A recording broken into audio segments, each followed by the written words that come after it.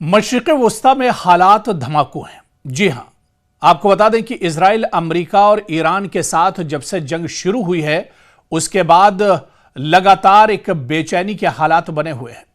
लेकिन पूरी दुनिया के जहन में दरअसल सिर्फ और सिर्फ यही सवाल है कि आखिर ईरान की ताकत का राज क्या है। ईरान जिस पर इतना ज्यादा दबाव है, जिस पर हमेशा से पाबंदियां रही, जिस पर हमेशा से इजराइल और अमेरिका की नजर रही, आखिर इस ईरान की ताकत का राज क्या है। दरअसल ईरान की ताकत का राज क्या है, यही हम आपको बताने की कोशिश कर रहे हैं। किस तरह से एक तरफ दुनिया की सुपर पावर है, एक तरफ इजराइल जैसी लेटेस्ट और बड़ी ताकत मौजूद है, टेक्नोलॉजी मौजूद है उसके पास, और दूसरी तरफ तन्हा ईरान है। और ईरान जिस पर काफी पाबंदियां रही, जो ना तो इतना ताकतवर है, फिर आखिर इतनी मजबूती के साथ दुश्मन को जवाब ईरान कैसे दे रहा है। दुनिया हैरान है कि इजराइल और अमेरिका की जानिब से आयतुल्लाह खामनई समेत अपनी तमाम आला क़यादत को खत्म करने के बाद भी ईरान किस तरह जवाबी कार्रवाई करने में कामयाब है।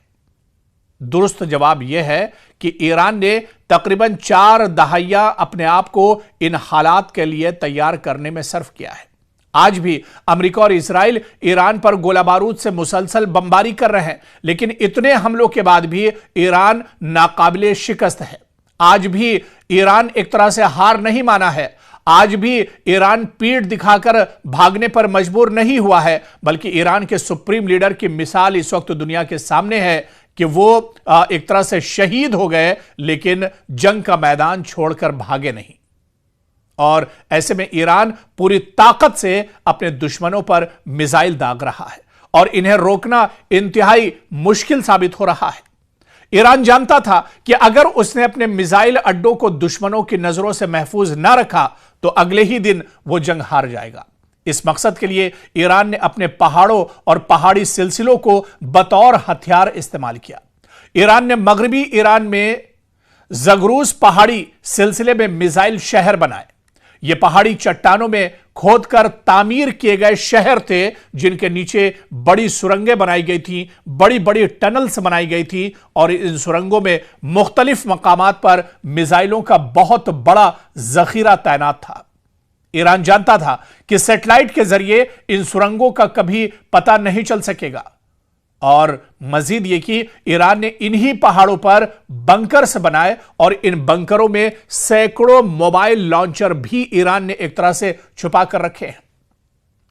आपको याद होगा कि इससे पहले, यानी ठीक 8 महीने पहले, जो एक बड़ी जंग इजराइल के साथ ईरान की हुई थी, जब इससे पहली वाली जंग में भी इजराइल ने अचानक ईरान पर हमला किया था। 12 दिनों तक यह लंबी जंग चली थी, और उस जंग के बीच अमेरिका के सदर डोनाल्ड ट्रंप ने बड़ा दावा किया था कि अस्फहान, जहां पर ईरान का न्यूक्लियर पावर दरअसल पूरा स्टेशन है, जहां पर न्यूक्लियर का पूरा एक सिस्टम है, उसे दरअसल अमेरिका के B-2 बॉम्बर ने एक तरह से तबाह कर दिया है। लेकिन यहीं पर दरअसल अमेरिका के सदर डोनाल्ड ट्रंप का झूठ दुनिया के सामने निकल कर आ गया। जब इससे पहले जंग में अमेरिका के B-2 बम्बर ने इजराइल की न्यूक्लियर पावर्स को खत्म कर दिया था, ईरान की जो तंसीबात है उन्हें तबाह बर्बाद कर दिया था, तो फिर अब आखिर ईरान पर हमला क्यों किया गया? फिर अब ईरान के पास आखिर न्यूक्लियर हथियार कहां से आ गए? दरअसल यह सीधा सीधा एक झूठ था। अमेरिका और इजराइल की मक्कारी थी, जो दुनिया के सामने एक तरह से खुलकर आ गई। जब हमेशा से ईरान के ऊपर पाबंदियां रही, ईरान के अंदर न तो असलहा और गोला बारूद है, ना ही ईरान के पास कोई लेटेस्ट फॉर्मूला है असलहे और हथियार बनाने का, तो आखिर ईरान ने न्यूक्लियर हथियार कैसे बना लिए? और जब इससे पहले अमेरिका यह दावा कर चुका है, डोनाल्ड ट्रंप झूठ बोलने में दरअसल माहिर है। जब इससे पहले डोनाल्ड ट्रंप ने कहा था कि हमने ईरान के न्यूक्लियर पावर और उसके सिस्टम को तबाह बर्बाद कर दिया है, तो फिर आखिर अब ईरान पर यह हमला क्यों हुआ है? तो दरअसल ये एक झूठ और एक प्रोपेगेंडा है इजराइल और अमेरिका का। दरअसल जिस तरह से इजराइल और अमेरिका ने मिलकर मासूमों का कत्लेआम किया है गजा के अंदर, गजा में लाखों लोगों का कत्लेआम किया गया, मासूमों का कत्लेआम किया गया, ठीक उसी तरह से अब एक दूसरा गजा मशरिक़ वुस्ता में ईरान को बनाने की कोशिश है। ईरान में भी लोगों का कत्लेआम किया जा रहा है, मासूमों पर हमले किए जा रहे हैं, अस्पताल और इसके अलावा जो स्कूल है उन्हें निशाना बनाया जा रहा है इजराइल और अमेरिका की तरफ से।